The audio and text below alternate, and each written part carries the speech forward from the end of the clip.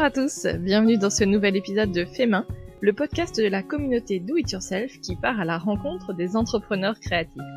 Je m'appelle Mélanie Sénat, j'adore créer et je suis heureuse de partager avec vous mes conversations avec des créatrices et des créateurs que vous suivez peut-être comme moi sur Instagram. Qu'ils créent avec du papier, du tissu ou de la laine, avec des crayons, des aiguilles ou des pinceaux, découvrir leur parcours et les coulisses de leur entreprise créative est un régal pour notre inspiration. Dans l'épisode du jour, j'ai le grand plaisir de recevoir Laure. Laure a 2 activités. Elle accompagne des marques créatives dans leur stratégie de communication sous la marque Bureau d'influence, l'agence qu'elle a co-créée, et elle est également créatrice de contenu Do It Yourself avec son blog ilovedoityourself.com. Laure est à son compte depuis 6 ans, donc elle a beaucoup de recul sur son activité aujourd'hui. Et c'était hyper intéressant de l'entendre parler de marketing d'influence et de création. On a également évoqué le Do It Yourself Festival, un événement qu'elle organise, l'upcycling, qu'elle affectionne particulièrement, et on a également parlé de l'importance des blogs aujourd'hui. Laure nous donne plein de super conseils concernant l'entrepreneuriat créatif, l'organisation et également la bonne manière d'approcher des marques quand on est créateur de contenu. C'était passionnant. Bonne écoute! Bonjour Laure, je suis ravie de t'accueillir dans le podcast Fait Main. Bienvenue! Bonjour, merci beaucoup de m'avoir proposé de participer à ce podcast. Je suis vraiment ravie. C'est gentil. Alors Laure, pour démarrer, je te propose tout simplement de te présenter en quelques mots, s'il te plaît. Alors, je suis Laure, j'ai 37 ans, je vis en région parisienne et je suis mariée, j'ai une petite fille et je suis à mon compte depuis maintenant 6 ans. D'accord, ok. Tu me disais juste avant qu'on lance l'enregistrement que tu avais été responsable marketing, donc voilà, le même métier que moi, donc tu connaissais bien ce métier, ce profil. Comment tu en es venue? Alors peut-être aujourd'hui, si tu peux nous dire un petit peu ton activité avec Bureau d'influence et tout ce que ça regroupe, et puis nous dire un petit peu ton parcours pour arriver jusqu'à là. Alors moi, j'ai plusieurs activités. J'ai donc l'activité avec Bureau d'influence, qui est en fait une agence d'accompagnement stratégique et de communication digitale spécialisée dans le do-it-yourself. Donc j'accompagne des marques à développer leur audience sur les réseaux sociaux, dans le contenu, etc. J'ai une seconde vie qui est influenceuse do it yourself, puisque je crée du contenu aussi pour les marques. Je fais des tutos pour la presse, je fais des tutos pour des marques, de la vidéo, etc. Et effectivement, dans une autre vie, j'ai été responsable marketing dans le secteur de la cosmétique. Rien à voir, effectivement. Rien à voir, c'est vraiment une reconversion professionnelle. J'ai fait un parcours assez classique, école de commerce. J'ai commencé à travailler donc dans un labo cosmétique. Et puis, je manquais de créativité dans mon travail. Je sentais vraiment que voilà, toute la journée devant un écran, c'était compliqué pour moi. Donc, j'ai ouvert un blog. Le blog, donc, c'est ilovedoityourself.com. Et c'était un peu mon échappatoire, ma petite bulle créative. Vraiment, je diffusais ce que je voulais, des tutos, des découvertes créatives. Et puis, c'était vraiment le tout début des blogs et j'ai commencé à être contactée par des marques. C'était en quelle année, ça ? Ça, c'était en 2012, je pense. Ouais, ok. Et donc, j'ai accepté ces petites collaborations. J'étais plutôt contente, ça me paraissait dingue qu'on puisse m'envoyer des produits pour les tester, réaliser des tutos. Et je faisais ça vraiment à côté de mon boulot. Et pendant cette période, avec mon mari, on a décidé de partir s'expatrier au Québec. D'accord. Donc, on est parti vivre au Québec. J'ai travaillé encore comme responsable marketing, toujours dans la cosmétique. Et puis, au bout d'1 an, la France nous manquait beaucoup. Donc, on a décidé de rentrer, malgré la douceur du sirop d'érable et la douceur du climat, hein, on va se le dire. On a décidé de rentrer et puis s'est posé la question pour moi de savoir est-ce que je retournais travailler dans une entreprise ou est-ce que la petite voix intérieure qui me disait « Allez, lance-toi, c'est parti ». Et bien sûr, j'ai écouté cette petite voix au fond de moi il y a 6 ans. Et voilà, du coup, j'ai développé mon activité vraiment autour du do-it-yourself. D'accord. Et donc, tu étais déjà en partie rémunérée par cette activité de blogueuse et de créatrice de contenu à ce moment-là, au moment où tu as décidé de dire bah, allez, j'arrête mon activité salariée? Ça commençait, mais c'était vraiment, ça permettait pas de vivre, hein. Vraiment, D'accord. c'était Donc, c'était quand même un petit challenge, quoi. Un petit complètement, virage, ouais, un complètement. gros virage.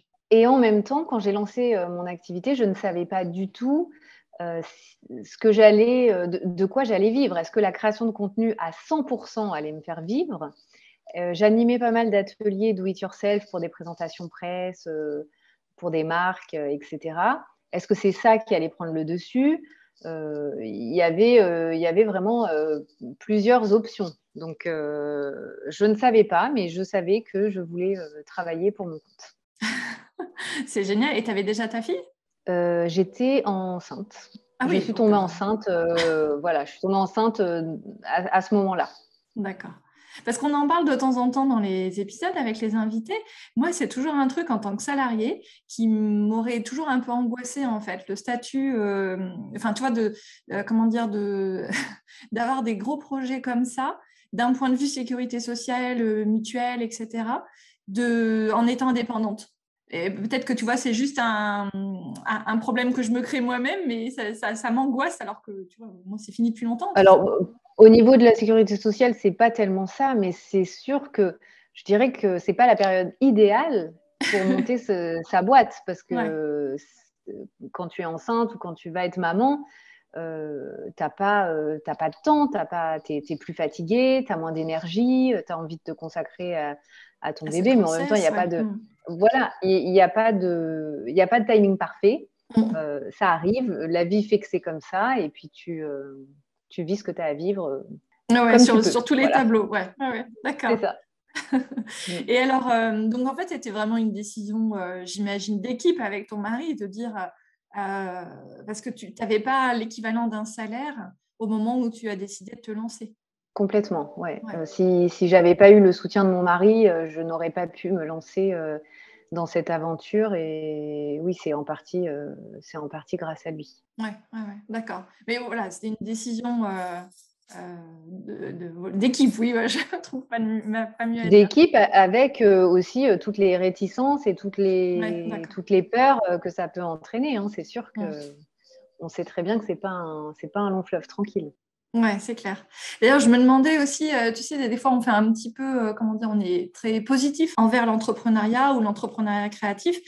Et je me disais aussi qu'il faut être vigilant par rapport à ça, parce que c'est sans doute pas fait pour tout le monde. Donc, il ne faut pas non plus, tu vois, qu'on se dise, ah, c'est bon, on peut tous abandonner notre activité principale salariée et dire, allez, on se lance toutes, etc. Pour toi, c'est quoi les qualités pour se mettre à son compte et vivre de cette passion créative? Je pense que l'organisation, c'est la première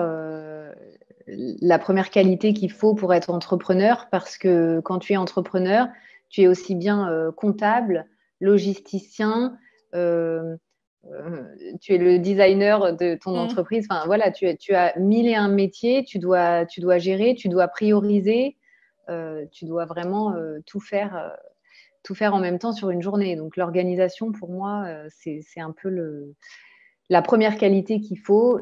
La persévérance, parce que quand tu es entrepreneur, tu passes par toutes les phases. Tu as des hauts, tu as des bas, tu veux tout abandonner. Le lendemain, c'est une lune de miel, tout va mieux. Il faut savoir sans cesse se remettre en question aussi pour savoir à quel moment, eh bien là, ça ne marche plus. Tu dois arrêter cette activité et aller vers autre chose. Il faut quand même être assez flexible, hein, Oui. persévérant, et voilà, je dirais que c'est à peu près ça, les qualités. Ça marche. Et accepter aussi que, en fait, à la fois les revenus et les projets vont être assez fluctuants. Ça veut dire que tu sais, c'est pas comme justement dans un salariat où tu as le même montant de salaire tous les mois et donc il y a un certain confort par rapport à ça. Et donc là, tu te retrouves dans un. Est-ce que inconfort, c'est le bon terme? Je sais pas. Mais en tout cas, dans une vraie différence qu'il faut accepter. Donc ça, c'est sûr. Tu peux pas te lancer à ton compte si tu attends d'avoir le même salaire chaque mois. Il y a des mois qui sont difficiles, il y en a d'autres où tu es plus à l'aise. Jamais rien n'est acquis. Ouais. Donc, c'est sûr qu'il faut, voilà, il faut aussi avoir Ça arrive, il y aura des hauts, il y aura des bas, il y aura des Ouais. mois plus difficiles que d'autres, il y aura des projets qui vont marcher, d'autres qui vont échouer. Tu dois te remettre en question, te remettre en question. Je pense que c'est surtout ça. Ouais, adaptation et remise en question aussi. Ouais. D'accord. Alors, on va faire une mini aparté. Si vous entendez un peu de piano, c'est chez Laure. Mais pour l'instant, c'est plutôt agréable. C'est très c'est très minime le bruit, donc je ne sais pas si on entendra beaucoup, mais je commence à l'entendre. Effectivement, j'ai ma voisine de bureau qui est professeure de piano, donc j'ai la chance de travailler En avec musique. du piano toute la journée. Euh, Ce qui booste la créativité, on va se Tout le dire. à fait. Ouais, ouais. Ok. Je me disais aussi, quand tu parlais un petit peu des qualités, aussi du fait que ce soit pas linéaire à la fois dans les humeurs, dans le nombre de projets, etc., et dans les revenus, euh, est-ce que, est-ce que tu saurais dire, par exemple, sur 10 projets qu'on te propose dans l'année, sur lesquels on te sollicite pour construire un projet, des actions, etc., sur lesquels tu vas proposer un budget, est-ce que dans ton cas, ou peut-être de manière générale, parce que là, on se rend difficilement compte, sur les 10 projets, combien il y en a qui vont jusqu'au bout? Est-ce que tu faisais aussi écho tout à l'heure au fait qu'il y a des projets qui ne se font pas au final? C'est peut-être compliqué d'avoir une stat. Ouais, j'aurais pas de stats parce qu'en fait, au bout de 6 ans, là, ça commence à être assez bien rempli et il y a peu de projets qui échouent, on va dire. Ouais, d'accord. Il y a peu de projets qui échouent. Il y a plutôt des projets sur moyen terme et long terme. Je dirais que arriver à ce niveau-là, en fait, j'ai plus tendance à moi-même refuser des projets parce que je n'ai pas le temps de les mener à bien. Ah oui. En tout cas, quand on démarre, on a tendance à... Enfin, moi, j'ai tout accepté, Oui. même des choses pour lesquelles ma compétence était un peu moins évidente, quitte à me former et à me lancer des challenges. Et après, plus ça va et plus on est amené à choisir soit les projets que l'on préfère, soit les projets euh, voilà, qui vont être les plus rémunérateurs, hein, pour parler franchement. Euh, les projets qui nous motivent le plus, qui sont le plus sympas, et à refuser ceux qui vont nous prendre trop de temps comparativement à la rémunération. Mais parfois, arriver à un certain moment, on peut aussi avoir des coups de cœur et se dire, oh là là, bon là, la marque n'a Oui. pas de budget, mais moi j'adore cette marque, donc j'y vais, Oui, tu je fais un travaille effort, avec elle. entre guillemets. Ouais. Ok. Oui, donc ça, au bout déjà d'un certain nombre d'années, sans doute que si on s'était parlé dans ta première ou même dans ta deuxième année d'activité, c'est pas pareil. C'est important, je trouve, de dire tout ça parce que euh, je, j'allais dire, je vais prendre ma part de responsabilité, mais tu sais, à force d'entendre des entrepreneuses qui se sont lancées et qui vivent de leur passion, forcément, il y a un moment donné, tu vois, ça te trotte un petit peu dans la tête et forcément, tu te dis, bon, bah, et si moi aussi, j'écoutais ma petite voix, comme tu dis, et je me lançais. Et je pense, voilà, qu'il faut faire un peu le contre-pied de ça aussi et dire, bah, attention, c'est pas forcément pour tout le monde et peut-être qu'en fait, bah, c'est un rêve ou des envies qui vont pas se concrétiser ou pas se concrétiser tout de suite, qu'il faut laisser mûrir, etc. En fait, il y a plusieurs choses. Je crois que déjà, pour avoir un salaire à peu près stable, il faut compter 2 ans. Pendant 2 ans, au début, quand tu te lances, ça fluctue. C'est vraiment, tu passes par beaucoup de phases. Tu restreins ton champ d'action. Tu commences à te spécialiser dans des choses vers lesquelles tu n'avais pas forcément été. Mais là, il faut quand même 2 ans, je Mmh. pense, où tu as un revenu qui fluctue. Donc, aujourd'hui, dans tes deux activités, donc tu as une partie création de contenu que tu fais en marque blanche, j'imagine, ou que tu publies aussi sur ton blog ou sur Instagram, etc.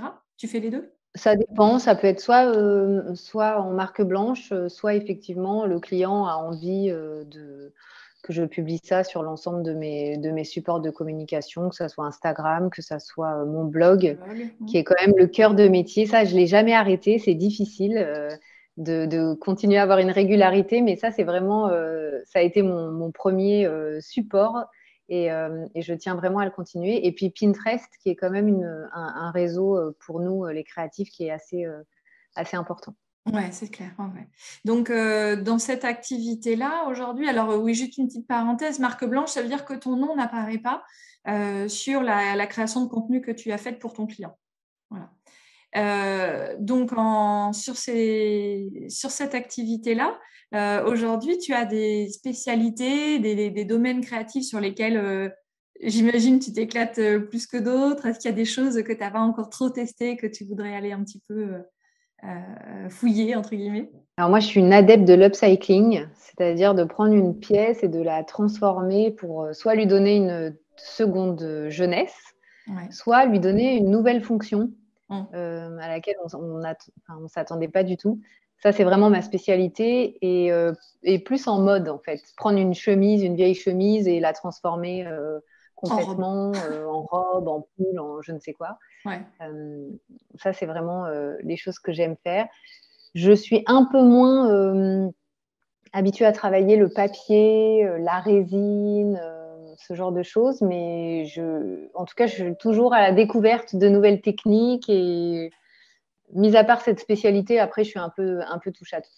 Ouais, d'accord, ok. Et alors justement sur l'upcycling, j'ai vu tout à l'heure sur Instagram, c'est marrant que ça passe à ce moment-là, que tu étais dans l'équipe créative d'Atelier des Nanas, ADN. Ouais, tout à Donc tu fait. travailles comme ça avec des magazines, il y en a d'autres, j'imagine aussi peut-être plutôt la partie internet, des sites web ou d'autres blogs ou des choses comme ça.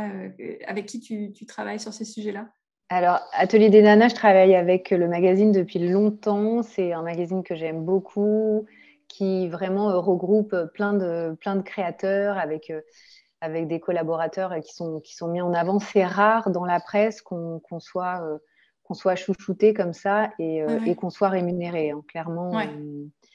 voilà, il y a beaucoup de marques, il y a beaucoup de magazines qui pensent que la création de contenu, en échange de la visibilité, ça suffit. Mm. Et non, ça suffit pas parce que nous, on a aussi besoin voilà, de vivre, de payer notre loyer, puis que ça prend du temps et que tout travail mérite salaire. Donc, j'ai beaucoup de chance de faire partie de cette équipe. Je trouve que c'est un magazine qui est vraiment moderne. Donc, Ouais. voilà. Et sinon, je collabore beaucoup avec iMake. Mhm. Je ne sais pas si tu connais, Bien qui sûr. est une Ouais, ouais. plateforme de vente en ligne avec plein de produits. Donc là aussi, dès le début, dès la sortie du site, j'ai beaucoup collaboré avec iMake et ça continue. Et pareil, je trouve que c'est une super équipe dynamique qui est toujours avide de nouveaux projets, en fait. Mhm. C'est ça qui est sympa. Je pense que quand tu travailles avec des marques qui ne restent pas sur leur position et qui, quand tu leur proposes un projet, elles sont toujours partantes pour te suivre, c'est là où il commence à y avoir vraiment quelque chose de sympa. Oui, oui. Parce que c'est toi qui vas aller proposer des tutos ou enfin, en gros, tu es proactif dans ces collaborations ou alors peut-être, j'imagine, ça dépend aussi des périodes, des sujets, et du coup, c'est eux qui viennent vers toi en te disant, ou c'est des collaborations de toute façon sur le long terme, et bon, voilà, explique-nous un peu comment ça fonctionne. Alors, ça dépend. Soit la marque a un besoin et donc elle fait Mm. appel à moi par rapport à un besoin euh, qui est plus ou moins précis, qui peut être dans une catégorie, par exemple la création d'un bijou, mais après je suis libre de faire mes propositions. Mais Ouais. en général, avec le temps et la relation de long terme qui se construit, ça marche plutôt dans le sens inverse. Ouais. Il y a une thématique très large où voilà, le nouveau magazine va sortir, qu'est-ce qu'on fait? C'est vraiment un échange, c'est vraiment un échange et une collaboration au niveau des idées. Ouais, ouais, ouais. D'accord. Oui, On, oui, on c'est crée comme si, ensemble. voilà, ouais, c'est comme si tu faisais partie de l'équipe éditoriale en Mm, te disant, bon, mm. voilà, qu'est-ce qu'on met dans le magazine ce mois-ci ou pour 2 mois, 3 mois, etc. Et voilà, après, en disant, par exemple, le cas de l'upcycling. Et puis ensuite, après, à toi de voir, en termes d'upcycling, ce que tu vas proposer comme tuto, comme pas, etc. D'accord. Et OK. en général, je ne manque pas d'idées, j'ai toujours de la ressource. Et c'est marrant parce que tout à l'heure, tu disais en communication, en marketing. Enfin, non, toi, c'était plus le marketing. Tu Oui, faisais pas la partie com. Alors, donc, pour globalement, les personnes qui sont loin de ces métiers-là, ça peut paraître la même chose, mais pourtant non.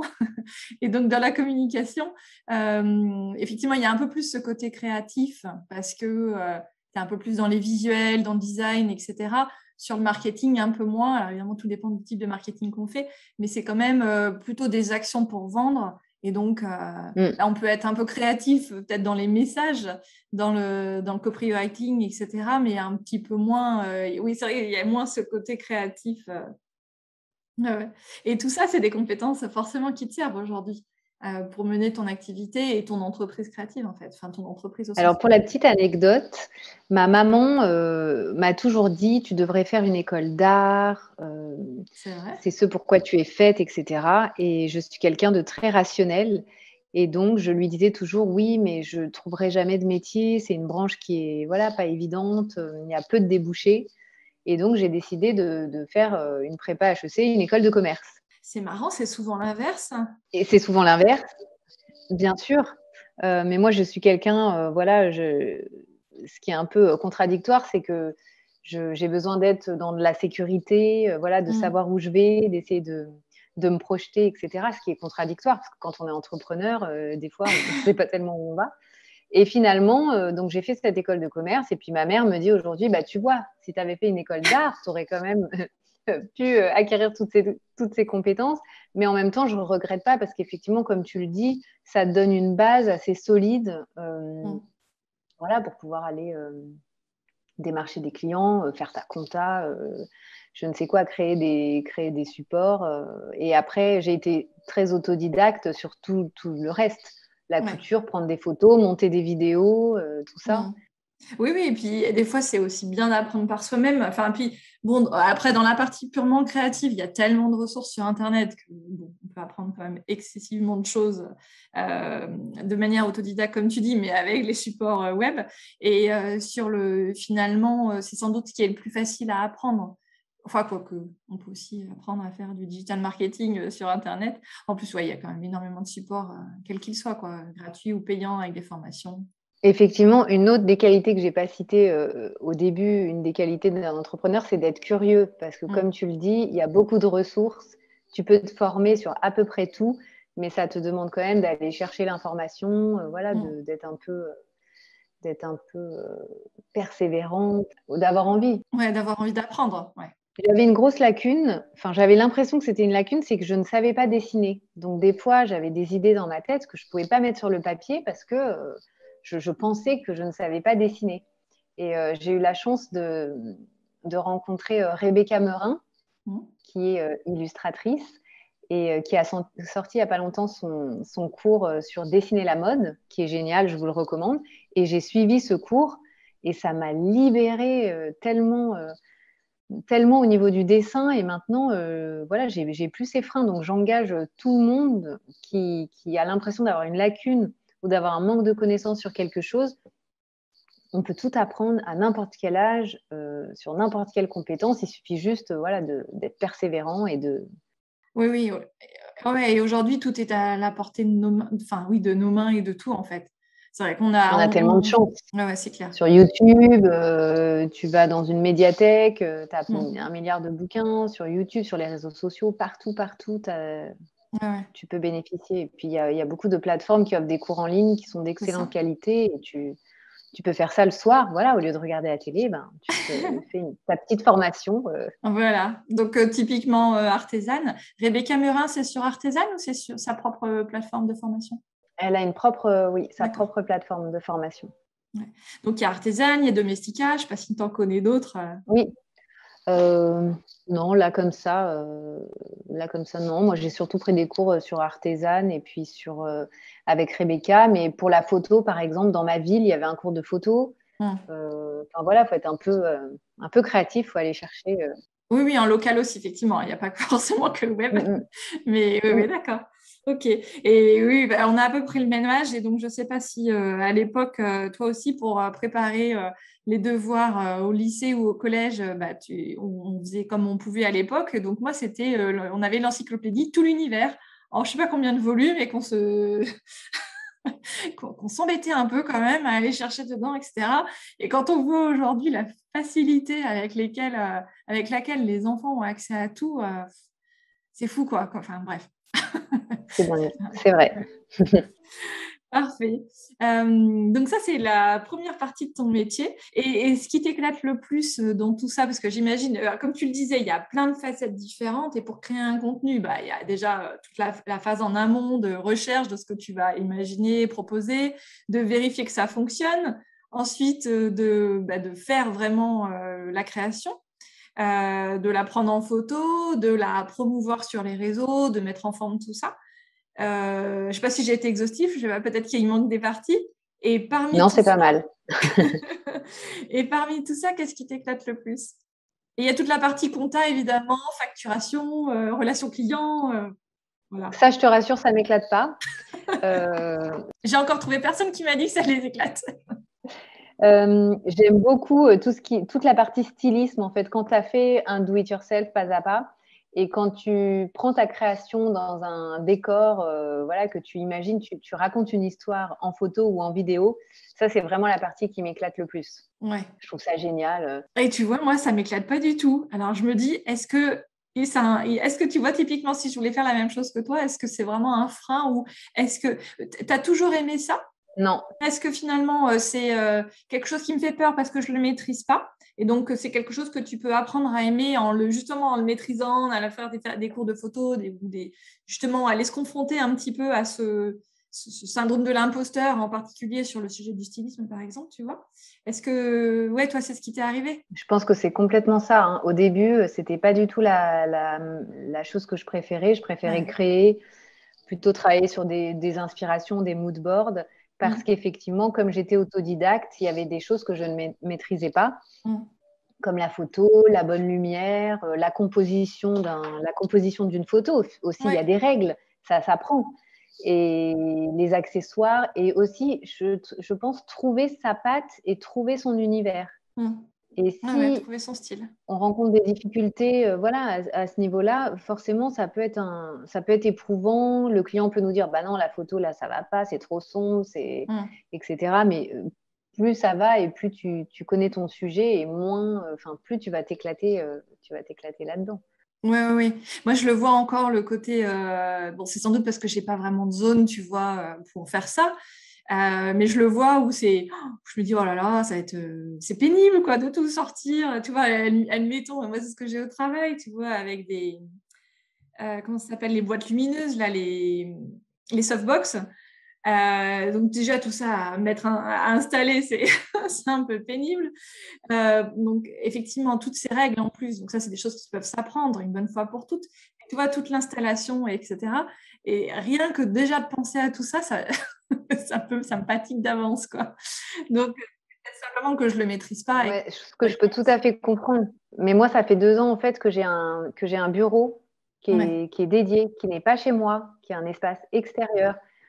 Et du coup, toute cette partie, bah, je dois ranger parce qu'il Ouais, faut que j'installe le dîner, les devoirs des c'est enfants, ça. etc. Bah, ça n'existe plus. En fait, je ferme la Ouais. porte de mon bureau. Si je n'ai pas fini mon shooting, il n'y a pas de souci. Si la lumière n'est pas bonne, etc. S'il y a du fil de ma machine à coudre qui est tombé, c'est pas grave.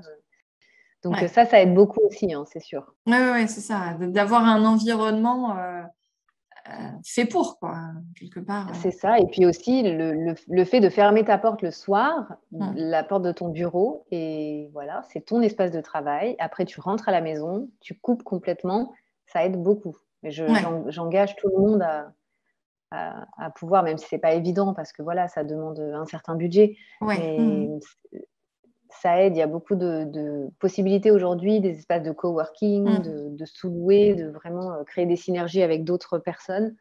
Mais en tout cas, ça aide beaucoup d'avoir un bureau fermé, un espace de travail qui soit dédié.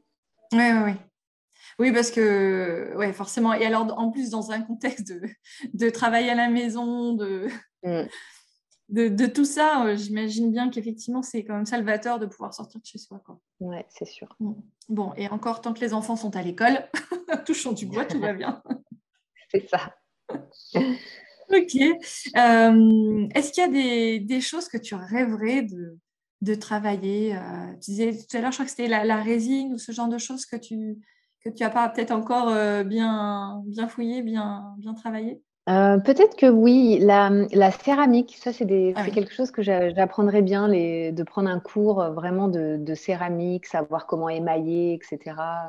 Modeler, Et tout c'est ça, quelque ouais. chose, ouais, tout à fait. Ça me D'accord. fascine en fait, la belle vaisselle, l'émail, je trouve que c'est très très beau et Mm. c'est un domaine que j'exploite très bien. Ouais, ouais, d'accord. Ok. Donc là, c'était la partie création de contenu pour toi ou pour d'autres. Et donc, tu as une autre partie de ton activité, donc sous la marque Bureau d'influence. Là, la première partie, donc, c'était sous la marque, oui, c'est le nom de ton blog, I Love Do It Yourself. Mm-hmm. Et puis, donc, tu as ton activité Bureau d'influence. Ça représente quoi dans ton activité, ces deux activités, en termes de pourcentage? C'est 50-50 ou c'est pas aussi? Bon, et puis, j'imagine que ça va varier selon les périodes. Oui, on va dire que c'est 70-30, 70 pour. bureau d'influence. D'accord. Et alors, dans cette partie de ton activité, donc qui du coup est la plus importante, à quoi ressemblent tes journées? Qu'est-ce que tu fais concrètement? Alors, à la réponse, à quoi ressemblent tes journées, je n'ai pas de... À la question, pardon, à quoi ressemblent tes journées, je n'ai pas de réponse en fait. Ouais, chaque journée est différente. Oui, aucune journée se ressemble. Des fois, je vais avoir la main un peu plus créative, donc je vais plutôt faire tout ce qui est création de contenu. Et parfois, je suis plus concentrée, donc je vais réussir à voilà, faire des tâches un petit peu plus administratives. En tout cas, bureau d'influence, on accompagne voilà, les clients dans leur stratégie de communication. Donc là, c'est pareil, on agit sur plusieurs pans. On agit sur la création de contenu. On peut faire de la création de contenu pour nos clients, que ce soit photo, vidéo, les accompagner sur la partie stylisme. On peut aussi faire des tutoriels parce que comme on est dans le domaine créatif, les marques ont aussi elles besoin de contenu créatif. On gère leurs réseaux sociaux, on gère leur stratégie globale, on gère leur stratégie d'influence. Ouais, on va en parler après, l'influence.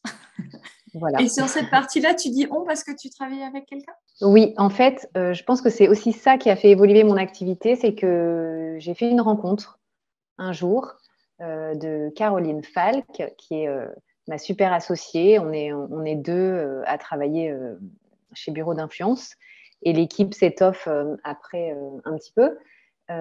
Et en fait, Caroline, elle était attachée de presse. D'accord. Et elle avait besoin de contenu finalement pour ses clients et pour des communiqués de presse. Donc, on a commencé un petit peu à travailler ensemble comme ça. Et puis, elle a eu l'opportunité de travailler sur un projet éditorial pour un groupe de presse. Et là, ça a été vraiment le premier projet qu'on a mené ensemble, de monter un magazine de zéro.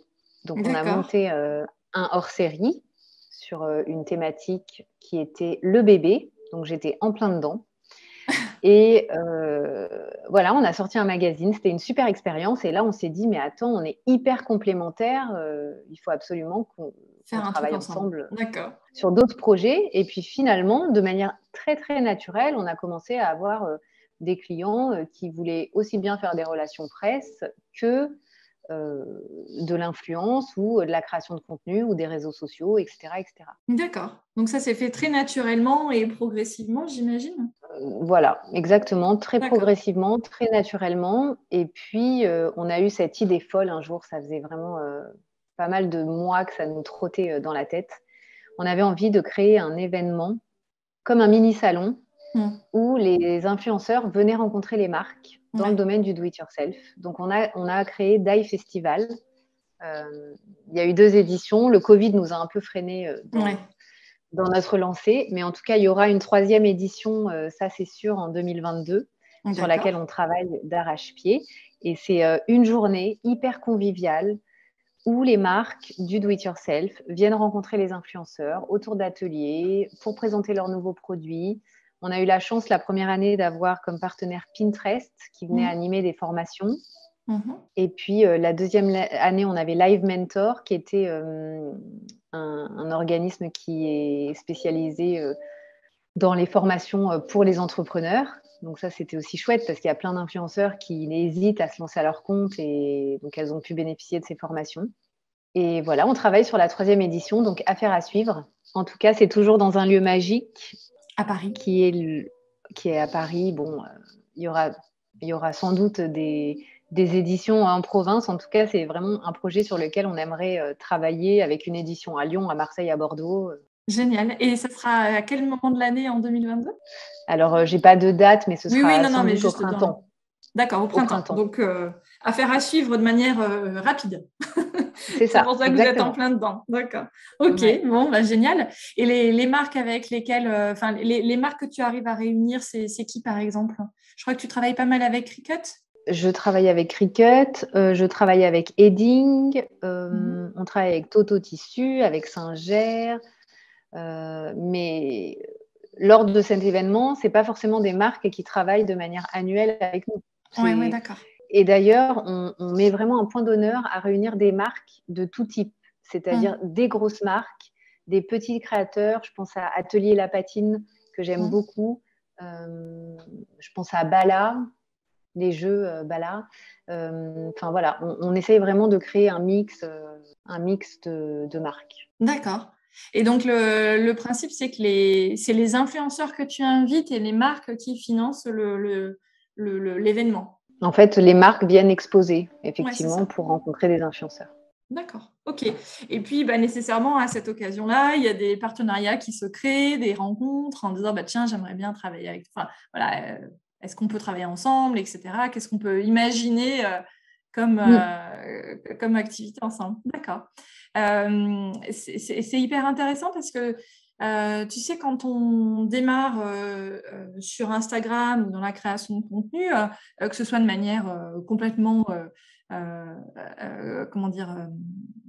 amateur, entre guillemets, même si on fait les choses correctement, hein, le terme amateur est à prendre au sens différent de professionnel, dans le sens activité à temps plein. On ne sait pas, tu vois, c'est un monde un petit peu inconnu tout ça.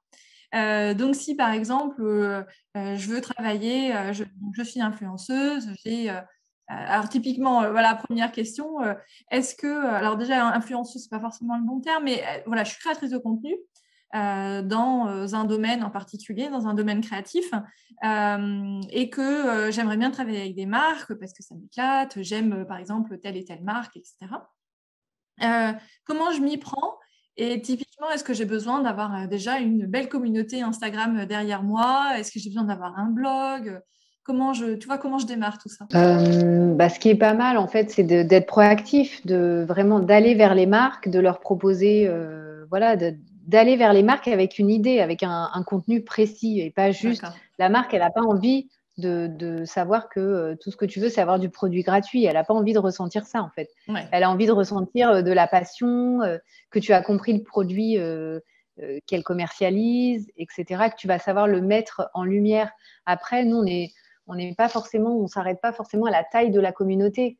Parce que d'ailleurs, on parle beaucoup d'Instagram, mais il y a beaucoup d'influenceurs, de blogueurs, de créateurs de contenu qui ont une communauté qui est assez confidentielle sur Instagram, mais qui sont très puissants sur Pinterest, qui ont beaucoup de trafic sur leur blog, parce que les blogs, il ne faut pas oublier que c'est vraiment un contenu qui va rester, sur lequel on peut s'exprimer, on peut mettre beaucoup de photos, on peut mettre des vidéos, enfin voilà, il y a beaucoup de choses. Donc, je dirais que ce n'est pas tellement la taille de la communauté, c'est la passion du créateur de contenu et si son projet, il tient la route. Oui, d'accord. Parce qu'en plus, quand on achète du contenu, il y a quelque chose qu'effectivement, on ne sait pas forcément quand on n'est pas confronté à ça, mais on a besoin, comme tu dis, de contenu pérenne dans le temps. Et Instagram, c'est tout sauf pérenne, en fait. Au bout de 2 jours, à peine, le contenu est déjà dépassé, entre guillemets. Et ce qu'un marketeur ou un communicant va être intéressé aussi pour acheter, c'est justement de la visibilité sur le long terme, quelque chose qui reste, auquel on peut...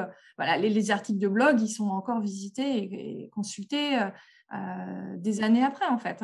Et je suis sûre que le référencement. Et voilà, et le référencement naturel avec des liens vers les produits, des contenus particuliers sur le site web de la marque, etc.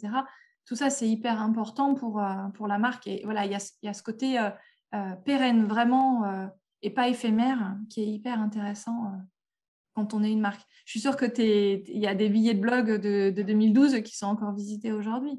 Complètement. Pour moi, l'outil le plus important pour moi, c'est mon blog et Pinterest. Ouais, Pinterest aussi. Ouais. Donc ça, c'est déjà une super nouvelle parce que je pense qu'il y a plein de personnes qui aimeraient bien, tu vois, proposer des choses, mais qui disent oui, mais bon, j'ai 150 personnes dans ma communauté sur Insta. Bon, voilà. Mais en tout cas, ça veut dire qu'on peut quand même démarcher des gens, enfin des marques. Et donc, effectivement, je ne vais pas voir Cricut en me disant, bon, alors j'aimerais bien, j'ai vu la dernière machine, elle me plaît bien, vous ne voudriez pas me l'envoyer gratuitement et puis je fais un tuto avec, quoi. C'est évidemment pas comme ça que ça marche. Et puis sans doute aussi proposer quelque chose d'un petit peu différent.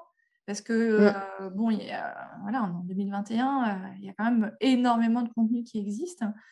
Je pense que c'est un peu... Enfin, ça reste quand même sans fin. Il y a encore des milliards de trucs à inventer. Complètement. Moi, je pense que la créativité n'a aucune limite. Aucune limite. Et d'ailleurs, c'est toujours un challenge quand une marque me contacte pour créer quelque chose et qu'elle me dit, voilà, il faut un truc waouh qui n'a jamais été fait. Bon, bah, c'est parti, quoi. Sinon, ça n'a pas d'intérêt. Bon, donc déjà, je ne fais pas un tote bag. Oui. Ok, donc une bonne idée, une bonne approche en n'étant pas effectivement concentré sur demander des produits gratuits.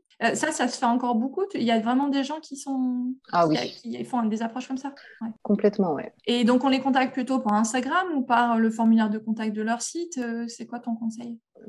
Instagram peut être la première porte d'entrée pour obtenir un mail. Le formulaire, il arrive toujours à quelqu'un, mais à qui il arrive, je ne sais pas. En général, le community manager d'un compte Instagram, il est censé nous diriger vers la bonne personne. Ouais. Donc, on peut démarrer par là. Ouais. Et puis, avoir une recommandation peut-être de quelqu'un qui connaît la marque.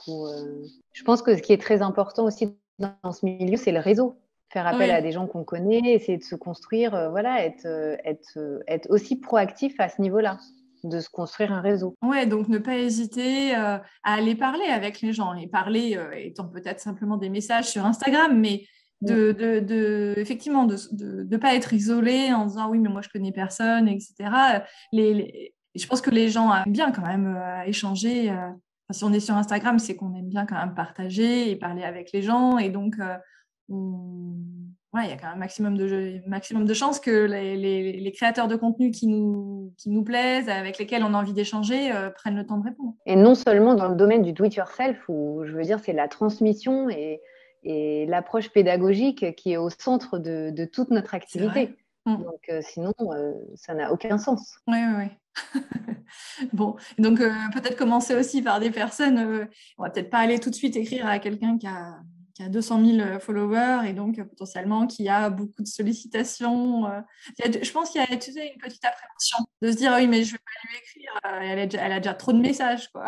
Oui, mais il y a toujours la démarche intéressée. Si tu vas contacter une personne qui est suivie par 200 000 abonnés, que tu la suis pas, que tu n'as jamais liké ses publications, que tu t'es jamais intéressé à aucun de ses projets, voilà, enfin, la fille, elle voit très bien que tu es intéressé. Il y a aussi, je trouve qu'aujourd'hui, on est aussi dans un monde un peu comme ça, où les gens sont intéressés, ils s'en cachent pas. Pas oublier qu'on a de moins en moins de temps, donc... Ouais, les sollicitations sont nombreuses. Il y a une petite phrase que j'aime bien, c'est « Arrêtez d'être intéressé, soyez intéressant ». Complètement. Et c'est aussi quelque chose qu'on veut, quand on a créé le DIY Festival, on a voulu aussi que ce soit une journée d'échange. Les influenceurs, les blogueurs, les créateurs de contenu et les journalistes, parce qu'il y a aussi des journalistes qui viennent, elles sont tellement contentes de se retrouver pour un événement où elles peuvent se parler, elles peuvent s'échanger. Des fois, elles ne se connaissent que de manière virtuelle. Là, elles se voient en vrai. Voilà, et puis rencontrer les marques, peut-être avec lesquelles elles ont déjà travaillé, mais de manière aussi totalement virtuelle. C'est vraiment une journée qui est très, très conviviale. Et dans le domaine créatif et du do-it-yourself, on a peu d'événements presse, de moments comme ça, de rencontres où on peut échanger.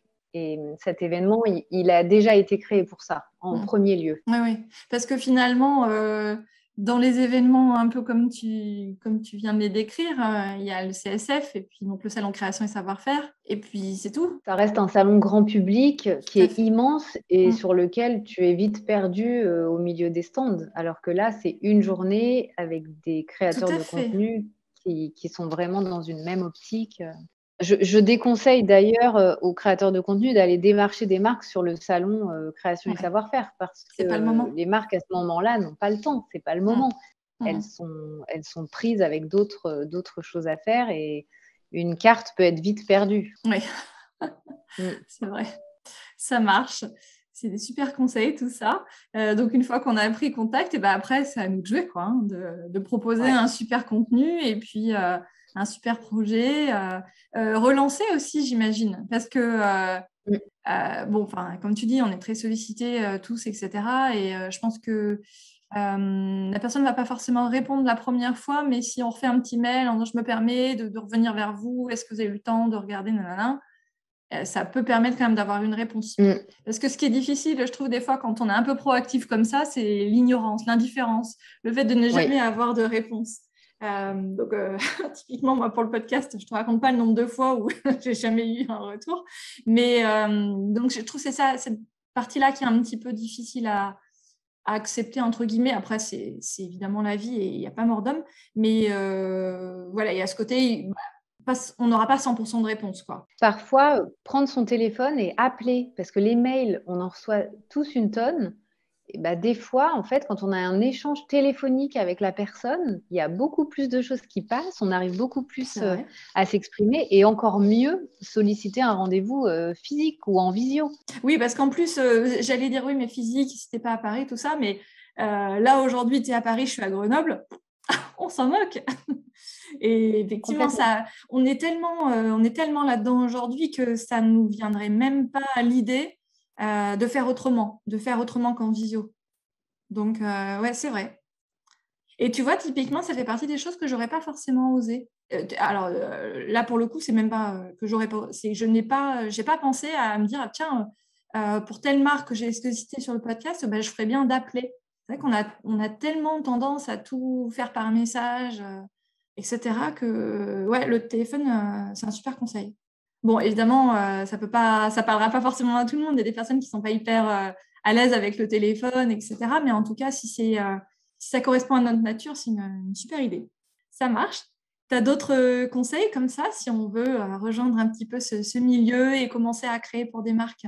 Eh ben, je trouve que parfois, se lancer de manière non rémunérée, ça peut aider parce que voilà, les marques n'ont pas toujours le budget. Il faut aussi se mettre à la place des marques qui n'ont pas toujours le budget. Et commencer en tout cas une approche, si on a vraiment envie de travailler avec la marque, de créer du contenu parce que c'est notre passion, parce qu'on a des projets, etc.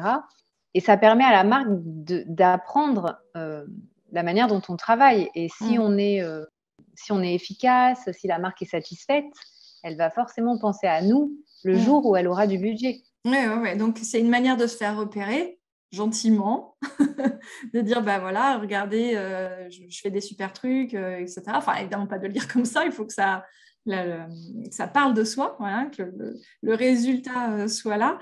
Et puis, alors sans être dans l'obsessionnel aussi, j'imagine qu'on ne va pas, je sais pas, tous les mois pendant 2 ans, créer du contenu pour une marque et puis jamais, Bien à un moment sûr. donné, arrêter de se dire, bon, bah voilà, là, c'est mort.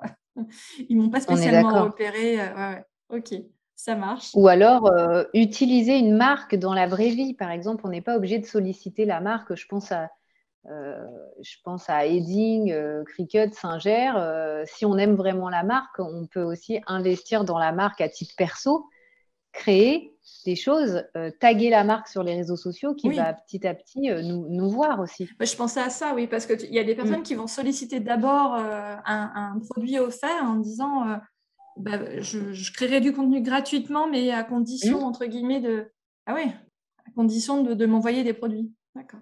C'est très courant. Pensé. Ah oui. Bon. J'ai un côté très naïf. Ok, ça marche.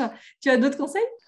Non, je crois que j'ai fait le tour en tout cas de ce qui me vient à l'esprit là, maintenant, tout de suite. Soyez vous-même, soyez régulier, soyez créatif.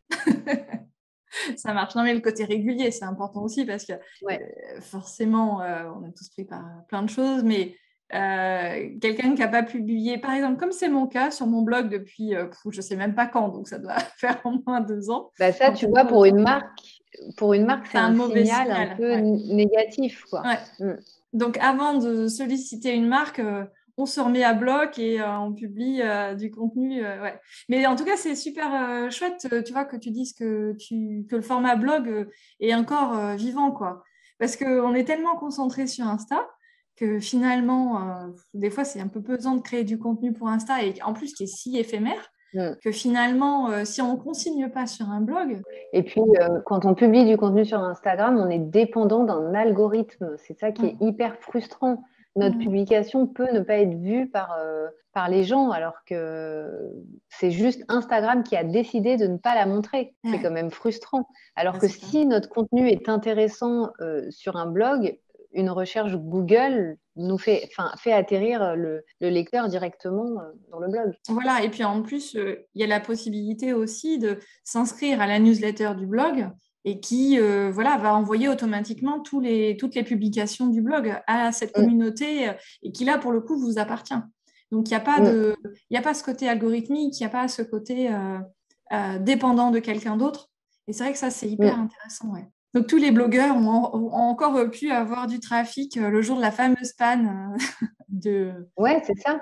Et puis, c'est aussi un espace qui permet d'offrir des templates, qui permet d'offrir des patrons qu'on aurait fait, ce qu'on ne peut pas faire sur Instagram. On a tellement peu d'espace de communication, de création. Donc, n'abandonnez pas vos blogs, c'est clair. Bon, super. Allez, on se motive et on fait au moins un article d'ici le 31 décembre. On est le 15 novembre. En même temps, je ne sais pas quand je vais le diffuser, c'est peut-être... Ça sera peut-être pas. Je te défi, hein, attention.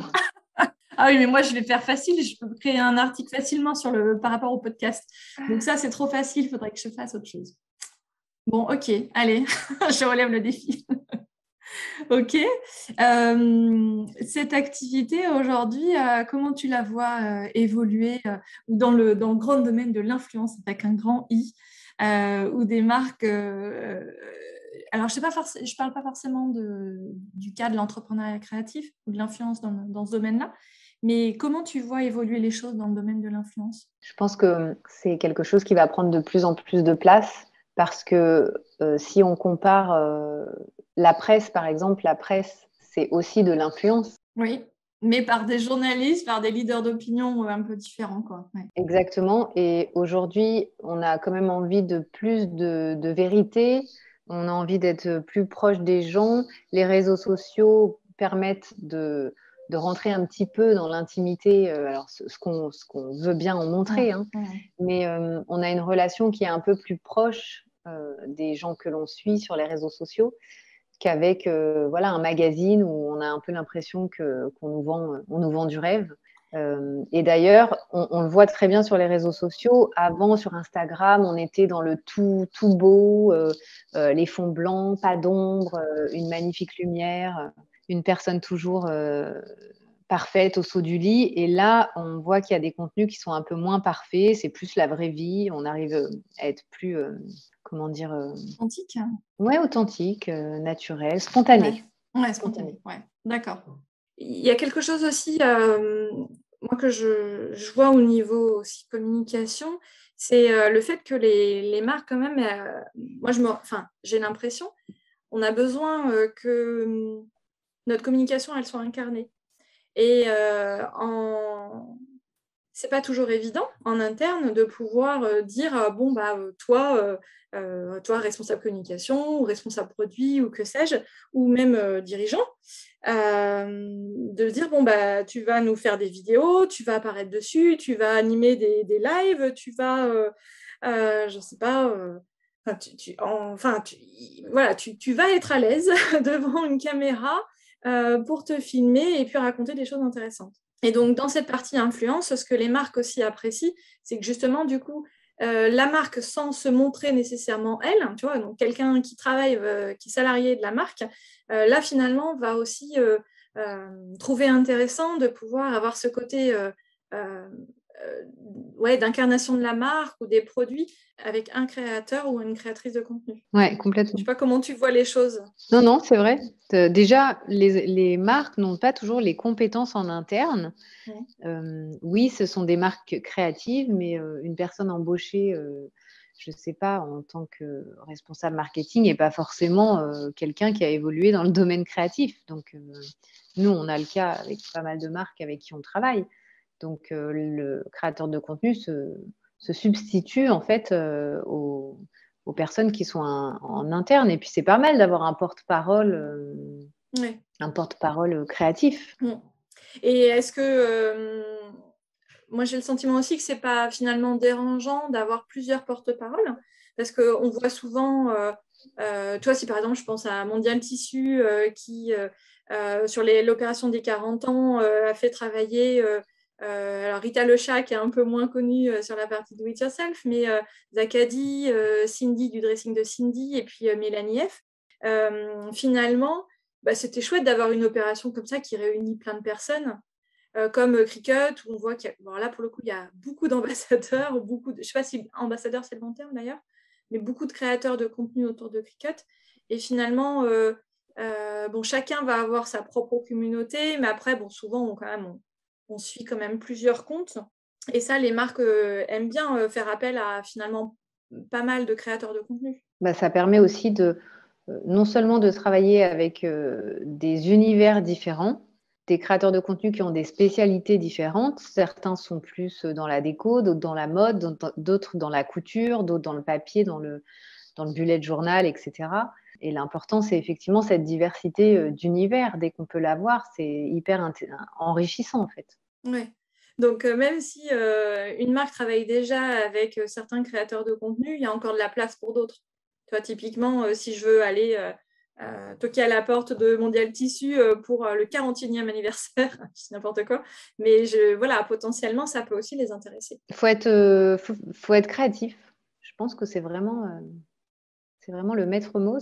On est dans un secteur où il faut être ultra créatif dans ce qu'on propose. Ouais, bon, je pense effectivement garder ça en tête. Avoir la bonne idée, avoir le bon sujet, avoir le bon support, c'est un peu l'addition de tout ça qui va mettre la lumière sur nous. Ouais. Ok, bon, c'est intéressant. Ça veut dire qu'on a les cartes en main. Moi, j'aime bien en fait cette idée de se dire, bon, ok, j'ai envie de travailler dans ce domaine-là, j'ai envie de travailler avec des marques parce que j'aime leurs produits, etc.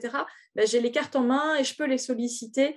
Elles vont finalement apprécier être sollicitées aussi parce que, à contrario, ça prend beaucoup de temps d'aller chercher les bonnes personnes, etc. Donc, et finalement, dans n'importe quel univers, quoi. Quel que soit le sujet que tu représentes, ça prend vachement de temps. C'est trop facile de se dire qu'on n'a pas les cartes en main. Enfin, moi, je pense que effectivement, faut tourner les choses dans l'autre sens et se dire j'ai les cartes en main et la balle est dans mon camp. Voilà. Ouais, d'accord. Non, mais c'est super d'avoir cette approche-là parce que qu'on soit déjà lancé finalement ou pas, ça veut dire qu'il y a quand même un champ des possibles qui est important et que il n'y a pas... il peut y avoir des coups durs, des difficultés un petit peu à se lancer et tout ça, à pas savoir comment s'y prendre, mais en tout cas, la balle est dans le camp des créateurs. Les marques seront ravies d'avoir des propositions, des nouvelles choses à proposer, quoi, finalement. Souvent j'ai des personnes qui me contactent pour les marques avec lesquelles je travaille et qui, en fait, vont reproduire des idées qui sont vues 1000 fois sur Pinterest et 1000 fois sur Instagram. Ça n'a aucun intérêt pour une marque. Ouais. Par contre, si tu vas voir une marque en disant, voilà, moi, j'imagine faire un truc monumental, le mettre en scène de telle et telle manière, etc. Est-ce que vous me suivez ? La marque, si tu lui vends du rêve, elle a envie de te suivre. Genre recourir l'Arc de Triomphe. Voilà, avec du plastique ou du tissu. Mais en tout cas, la marque peut prendre une chance. Exactement. Ouais. Peut saisir l'opportunité. Oui. Et puis, si ce n'est pas celle-ci, ça peut être une autre. Parce que, voilà, si on parle de Cricut, il y a aussi d'autres machines de découpe. Si on parle d'Edding, il y a d'autres marques qui font voilà, tout ce qui est matériel d'écriture, etc. Complètement. Ouais. Ok, ça marche. Est-ce que pareil, sur cette partie-là, tu as des conseils particuliers ou des écueils, des choses à éviter? Non, mais être conformiste et se faire comme tout le monde. Ouais. Laisser sentir, tout ce que j'ai dit en fait, laisser sentir à la marque qu'on a juste envie d'avoir quelque chose de gratuit. Voilà, laisser transparaître sa passion, pour moi, c'est les clés de la réussite. Ouais, d'accord. Ok, bon, génial. Tu sais, quand on réfléchit un petit peu à tout ça, à l'entrepreneuriat créatif, et qu'on est salarié, donc avec un certain nombre de contraintes, on se dit, tu vois, il y a un certain fantasme autour de ça en disant ah, ben, je vais pouvoir aller au spa à 15h si j'ai envie, aller courir à 10h. Est-ce que la réalité du terrain, c'est ça ou pas? Alors désolée, je vais casser les rêves de beaucoup, de beaucoup d'entre vous, mais je n'ai jamais autant travaillé que depuis que je suis à mon compte. Ouais. Je ne prends quasiment pas de vacances. Je travaille énormément. Et oui, bien sûr, je pourrais aller au spa à 15h. Mais en fait, j'ai des clients pour lesquels je travaille. Donc, c'est À exactement la 15 même heures, ta chose que réunion, quand on quoi. est… Ouais. Voilà, c'est ça. J'ai visio. Donc, Ouais. non, ça ne fonctionne pas comme ça. Et puis, enfin, voilà, si tu te donnes à fond dans quelque chose, tu vas pas au spa à 15h, quoi. Tu y vas le dimanche. Comme tout le monde, comme les salariés. Voilà, c'est ça, exactement. Ok. Surtout que quand tu as des enfants, tu as un rythme, Ouais. voilà, de la semaine, il y a l'école. Le soir, tu ne peux pas décaler tes horaires de travail. Le C'est matin, tu ça. es obligé de te lever pour les amener à l'école. Donc, bon. En fait, oui, tu as un rythme. Mais c'est vrai qu'il y a toujours cette idée de se dire ah ouais, ça sera super cool, je pourrais peut-être moins travailler, tu vois.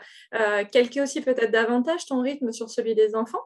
Parce que justement, tu vois, il y a toujours un peu cette culpabilité qui traîne de dire ah, bon, bah oui, alors, si je travaillais pas les mercredis, ça serait peut-être mieux pour l'organisation de la famille, etc. Puis bon, après, il peut y avoir évidemment le débat pourquoi ce serait la mère et pas le père. Hein. Mais en tout cas, si c'est quelque chose dont on a envie, c'est intéressant de pouvoir y réfléchir et se laisser la possibilité de le faire, mais c'est pas parce qu'on sera à son compte que ça va être pour autant magique et que oui, on aura tous nos mercredis pour être avec les enfants, encore une fois, si ça nous fait plaisir, quoi. En fait, je pense qu'il faut voir les choses sous un autre angle. C'est pas parce qu'on est à son compte qu'on a plus de temps, au contraire. Cependant, on a un peu la liberté d'effectivement Une flexibilité. Une flexibilité, adapter son temps. Effectivement, si l'école m'appelle pour me dire que ma fille est malade, oui, je peux aller la chercher. Si je n'ai pas une contrainte professionnelle, une visio, un truc à rendre, enfin voilà, donc j'ai les mêmes contraintes que quelqu'un qui n'est pas à son compte. Oui. Et que finalement, il faut jongler avec tout comme d'habitude. Et ouais. C'est important aussi de le dire, ouais. Ça demande beaucoup plus d'énergie de développer quelque chose, d'être sur tous les fronts, de gérer sa compta, l'administratif, d'aller démarcher, d'aller… Enfin, ça demande une énergie folle. Si on pense qu'on va travailler moins en étant à son compte, c'est vraiment utopique. Bon. Désolée. Mauvaise nouvelle. Non, mais c'est hyper important, en fait, de dire tout ça parce que… Par contre, on va travailler avec passion. Donc, Ouais. finalement, notre travail va devenir quelque chose de passionnant et on ne rechignera plus le matin pour se lever. Les dimanches soirs vont être un peu moins, tu sais, le vague à l'âme où tu dis « Oh purée, il faut y retourner ». Complètement. Ouais. Ça marche. Qu'est-ce que tu dirais à la Laure d'il y a 6 ans, au moment où tu es enceinte et tu es en train de te lancer là et tu te dis « Oh là là ». Non, qu'est-ce que tu te dis? C'est moi, je commence en disant « Oh là là ». Mais… Je lui dirais vas-y, écoute-toi, aie confiance, persévère, tu vas y arriver, tout est possible. Bon, la passion au final, à chaque fois, c'est toujours ça, la passion, La l'envie. passion, mais je dirais que les choses ont beaucoup évolué depuis 6 ans, mais c'est sûr que quand moi, je me suis lancée, il y a beaucoup de gens qui n'ont pas compris, qui se sont demandé ce que j'allais faire, qui se sont demandé si j'allais réussir, si ça avait un sens. Je pense qu'il y a toujours des gens aujourd'hui de mon entourage qui comprennent pas vraiment ce que je fais et qui ont l'impression que je peins et que je dessine toute la journée. Non, mais c'est vrai. Et en plus, il y a des gens qui te payent pour faire ça, quoi. Ils sont dingues. Et en plus, il y a des gens qui te payent et puis ils comprennent pas aussi que… Alors maintenant, j'ai un bureau, donc c'est un peu différent, mais quand je travaillais à la maison, c'est… Mais pourquoi ta fille va à la crèche? Mais pourquoi tu ne vas pas… Pourquoi tu ne récupères pas ta fille à la cantine le midi? Oui. Ben, en fait, parce que je travaille, donc je ne peux pas avoir mon enfant avec moi. Mais au début, ça a été vraiment très difficile. Ouais. Et pour ton mari aussi, à accepter justement, bah, typiquement, est-ce que c'est toi qui vas chercher, enfin, qui gère ta fille, tu vois, tout l'emploi du temps de ta fille toute seule, ou est-ce que c'est vraiment réparti parce C'est que de toute complètement façon, tu as réparti. ton activité. Ouais. Ah, mais c'est complètement réparti. Aujourd'hui, on est à part égale et on a les mêmes contraintes, lui et moi, et il n'y a aucun souci à ce niveau-là. Mais je pense que dans certains couples, effectivement, il doit y avoir encore voilà, cette chose qui persiste. Et effectivement, on est à la maison, on travaille depuis la maison, on fait des trucs créatifs. Donc, en fait, bon, ben, voilà, c'est On de la travaille pas peinture, du vraiment. dessin. Ouais. Voilà, bah, à la limite, bah, c'est ta passion. Hein, donc, bon, Ouais. c'est pas grave si tu travailles le soir, puisque c'est ta passion. Ben si, parce que quand même, même si c'est ma passion, j'ai le droit d'avoir des moments où je coupe. Et justement, tu arrives à couper le soir, le week-end? Ça a pris du temps? Ça a été très, très dur. Je ne l'ai pas fait pendant, je dirais, 4-5 ans. Et là, vraiment, je suis arrivée à un moment où comme en plus, il y a un rythme un rythme de croisière qui est un peu plus stable, je ne travaille plus le soir. Et je pense encore une fois que le fait d'avoir un bureau à l'extérieur, Oui, une fois que tu as fermé la porte nécessairement. de ton bureau. Oui, admettons que tu n'aies pas de machine à coudre à la maison et que le truc en ce moment, c'est de coudre un truc, bah, nécessairement. Complètement. Ouais. Donc, je sais que ça représente un budget, mais je pense que c'est très salvateur de ne pas travailler chez soi. Oui, ça amène un équilibre. Ou alors d'avoir vraiment un endroit très cloisonné où on va fermer la porte et on a vraiment la différence entre l'espace de vie et l'espace de travail, ce qui n'est pas toujours évident quand on vit dans les grandes villes avec des loyers incroyables. Et qu'on télétravaille déjà dans notre chambre. Exactement. Ou qu'on enregistre un épisode de podcast dans sa chambre. Ça marche. C'est ça. Ok. Bon, je vais inaugurer avec toi des petites questions. Alors, il y en a une que j'aime bien et que je vais te poser, que j'ai déjà posée. Et après, je serai un peu plus originale. Sur une île déserte, t'emportes quoi? J'emporte bien sûr une paire de ciseaux. Une paire de ciseaux, c'est évident. Tu vas découper quoi là-bas? Des feuilles? Je sais, des feuilles de palmier pour ouais. tresser un panier, par exemple. Ouais. J'emmène une chemise blanche parce que une chemise blanche, ça sert à tout. Ça fait une robe, un paréo, un peignoir, etc. Et puis, on peut la découper pour la transformer en autre chose. Donc, j'amènerai forcément Ça marche. Une chemise blanche et j'amènerai du café. Ah, d'accord. Ah oui. Pas de chocolat? Non, c'est tentant, mais non, café. Bon, il va fondre de toute façon. Ça marche.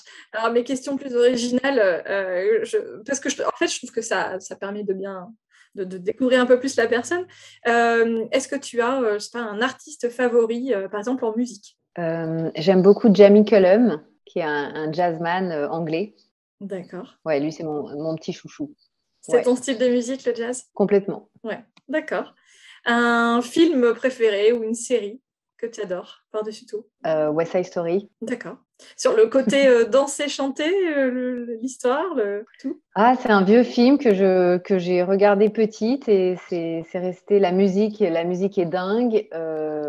Les costumes sont dingues. D'ailleurs, une amie de ma mère qui était styliste avait reproduit la robe et je la portais sans cesse pour me déguiser. Le côté danse, parce que la danse, ça fait partie beaucoup de ma vie. Et enfin, c'est un tout, hein, je trouve que ça réunit tout. D'accord. Qu'est-ce que tu fais quand tu ne travailles pas? Je fais du do-it-yourself ou je cuisine, ça dépend. Ouais, d'accord.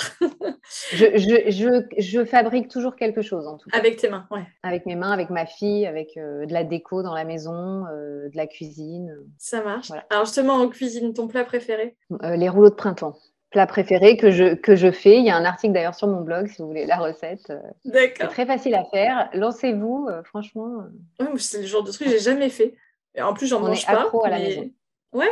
Et tu mets n'importe quoi, j'imagine. Des choses qui vont ensemble, mais ouais, tu peux mettre n'importe quoi. Tu peux mettre de la viande, tu peux mettre du tofu, tu peux mettre des crevettes, tu peux... Ok, donc je vais les regarder. Donc c'est sur ta liste avant le 31 décembre, tu dois avoir fait... Ça me fait beaucoup de travail tout ça. Des rouleaux de printemps et un article de blog, bon. Et pour terminer, un compte do it yourself, alors ça va peut-être être difficile de choisir, donc tu as droit à plusieurs noms, mais voilà, des personnes qui méritaient d'être davantage connues, ou même qui sont très connues, mais que tu adores. Ah là, c'est dur. Je vais mettre la terre entière.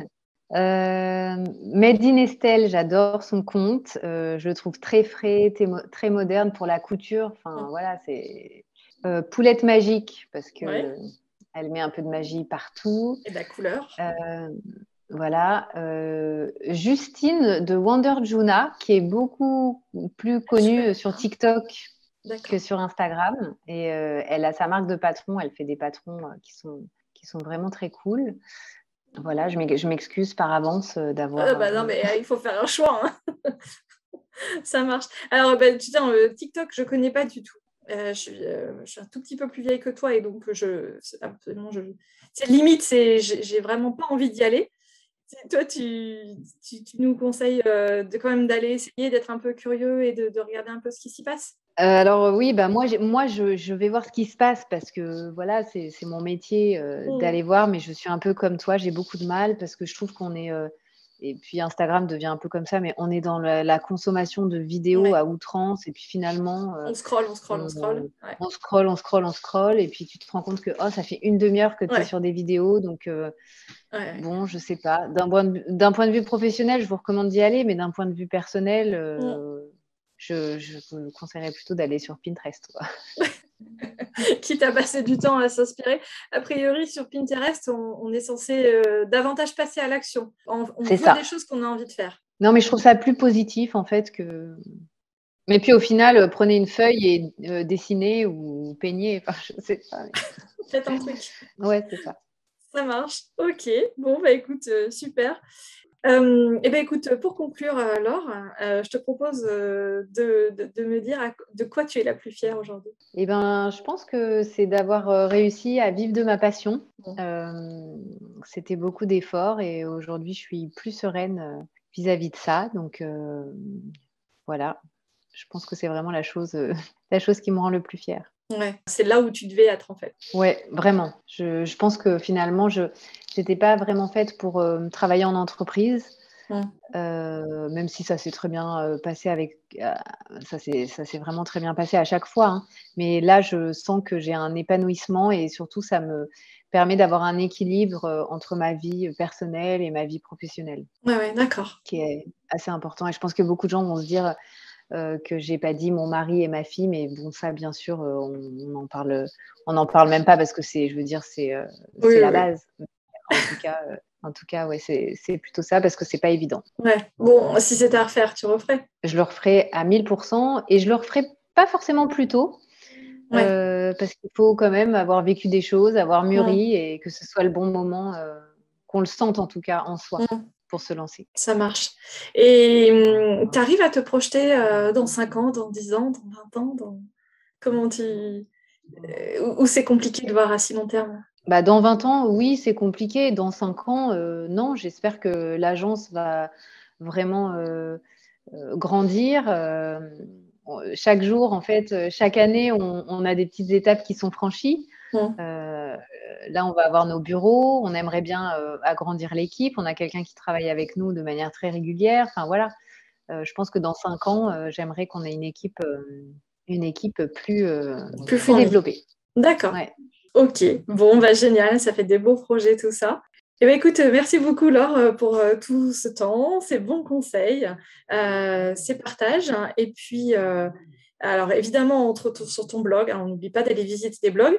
On te laisse des petits commentaires, j'imagine que ça fait toujours plaisir. Alors, les commentaires, c'est très rare. Donc oui, ça me fait extrêmement plaisir quand il y a un petit commentaire qui se faufile sur le blog. Ok, ça marche. Écoute, merci encore.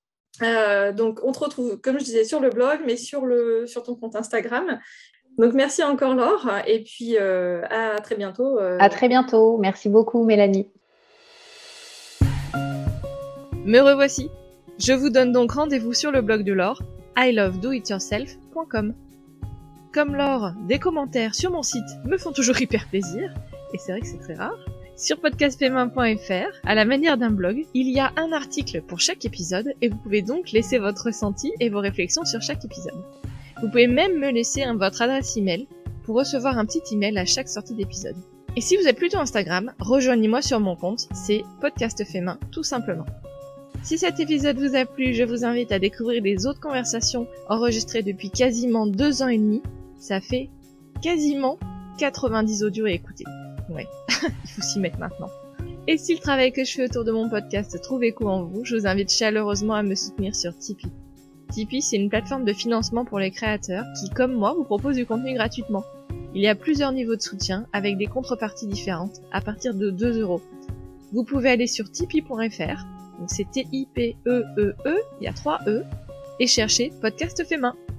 Et si vous n'êtes pas à l'aise avec cette idée de pourboire, ce que je peux aussi comprendre, vous pouvez aussi m'aider à développer la visibilité du podcast avec un partage sur Instagram ou dans la vraie vie. Vous pouvez également noter le podcast sur votre appli de podcast préféré, sur Apple Podcast ou sur Spotify par exemple. Merci d'avance, à très vite et n'oubliez pas, prenez toujours le temps dans votre quotidien pour créer. À bientôt!